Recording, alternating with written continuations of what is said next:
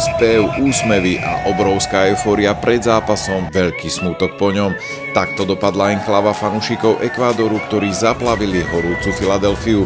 Na zápas číslo 2 na mojom tripe sme sa vybrali z New Yorku. Cesta do Fily trvá približne pohodovú hodinu a pol autom. Na Rockyho schodoch sme tak boli už 6 hodín pred výkopom. To, čo nás tam čakalo, bola pozitívne šialená eufória Ekvádorčanov. Vo Filadelfii je absolútne žlté more.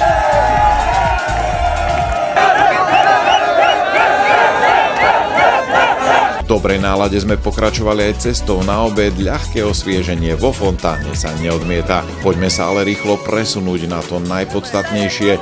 Štadión, na ktorom hráva svoje zápasy moja obľúbená Philadelphia Eagles, je určite jeden z najkrajších na tohtoročných majstrovstvách sveta. Namiesto tradičnej zelenej ho zaplavila na tribúnach žltá farba.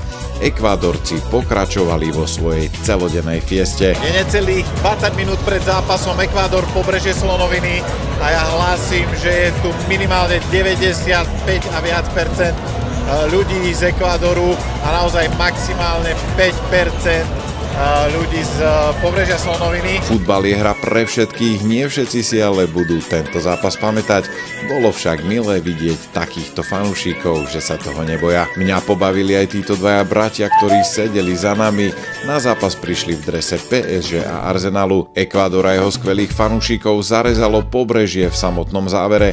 Namiesto divokých latino oslav sa tak tešili z víťazstva 1-0 lúčiky Afričanov. Už aj taký je futbal. Vidíme sa onedlho na ďalšom zápase.